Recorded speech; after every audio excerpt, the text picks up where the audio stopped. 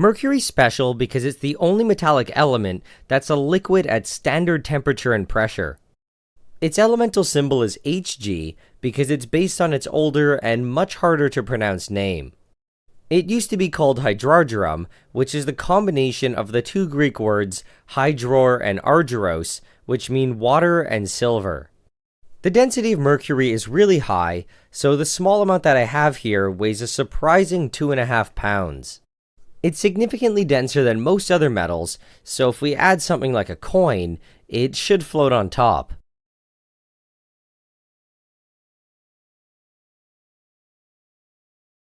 Its melting/freezing point is around -39 degrees Celsius, so if we go below this, it's going to freeze solid.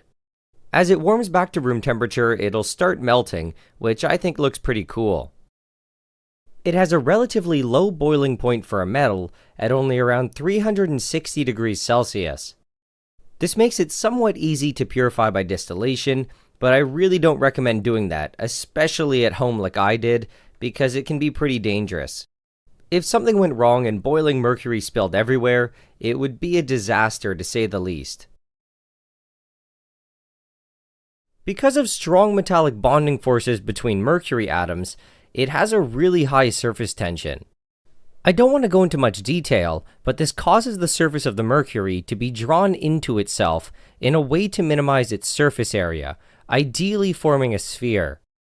In larger amounts, this isn't as noticeable because the effect of gravity is much greater than the surface tension, which causes the mercury to flatten out. However, as the volume decreases, the force of gravity gets less and less, and eventually the effect of surface tension can take over. When it does, it forces the mercury into a nearly spherical shape.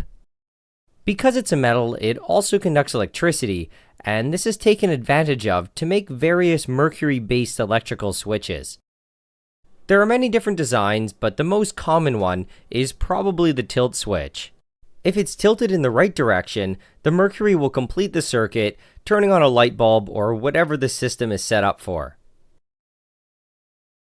Mercury doesn't normally exist as a metal in nature, and it's usually found in the form of Mercury Sulfide, which is commonly known as cinnabar.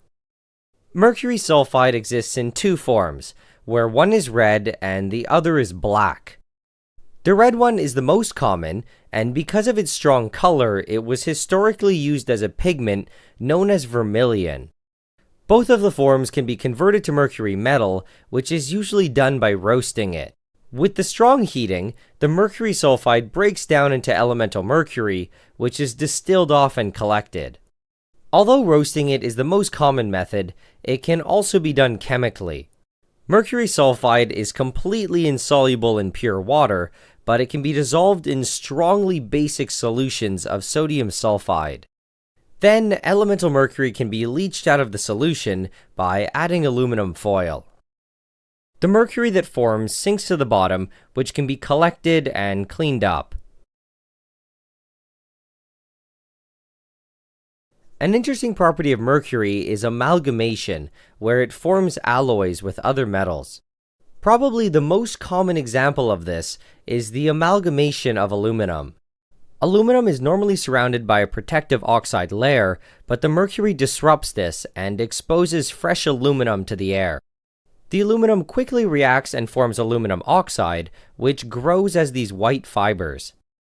This releases the mercury from the amalgam, which can then go on to combine with more aluminum and continue the cycle.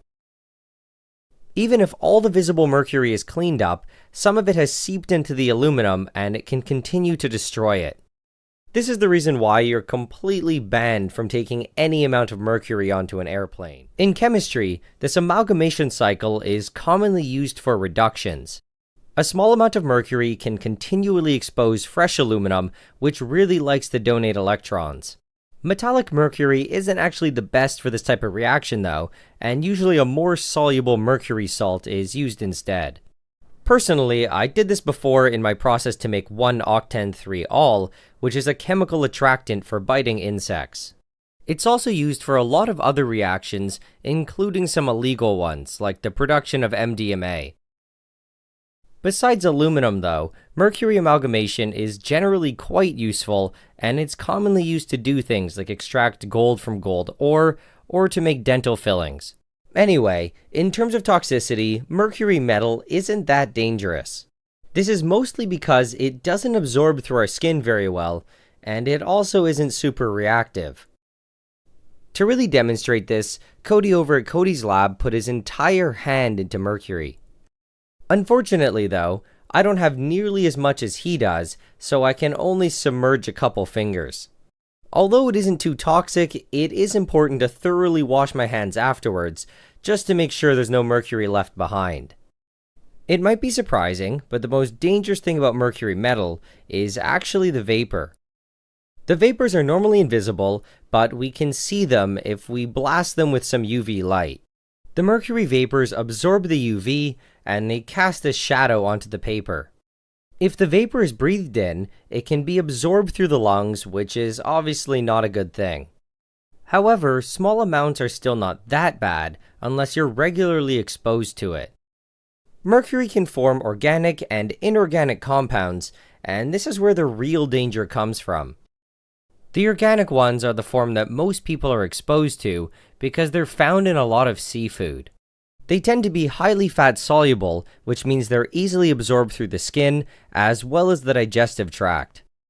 There's a whole bunch of organic mercury compounds that exist, but the most infamous one is probably dimethylmercury. In 1997, it killed an organic chemist named Karen Wetterhahn after only a few drops fell onto her glove. It only took seconds for a fatal amount to quickly pass through both her glove and her skin. Generally less scary, but still dangerous, are the inorganic mercury compounds.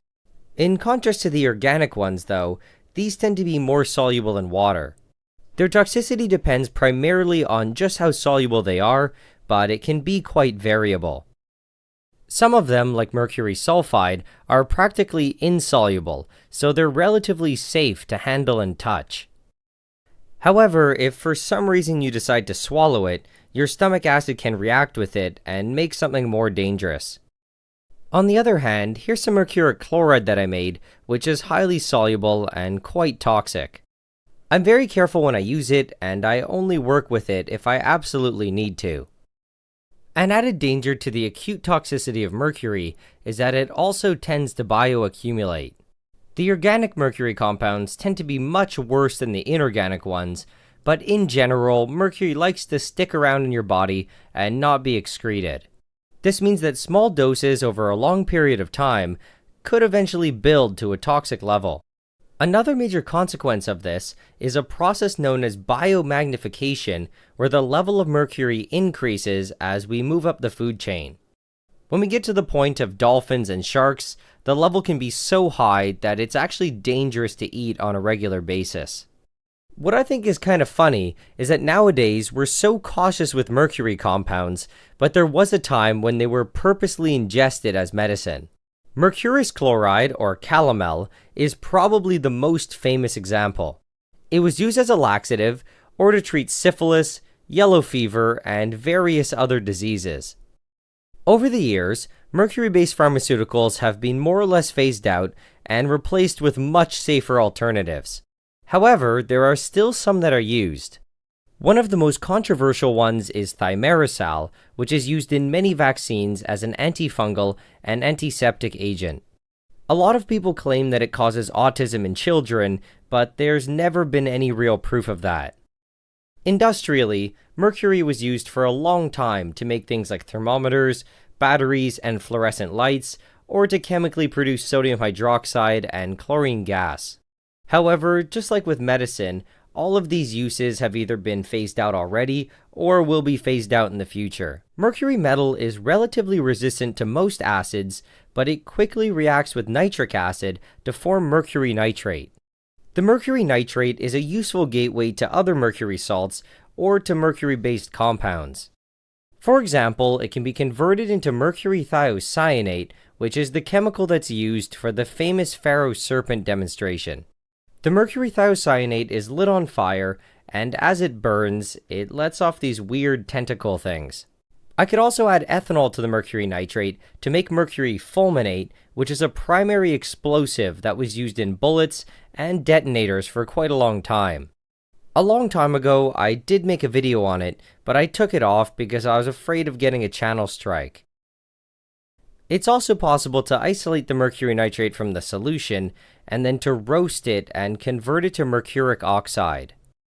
The mercuric oxide is then converted to mercuric chloride by the addition of hydrochloric acid. As I mentioned earlier, mercuric chloride is a useful catalyst because it easily dissolves into a lot of solvents. This makes it very useful for reduction reactions, like I mentioned earlier in the video. Anyway, I think that's all I have to say about mercury, and I hope I didn't miss anything.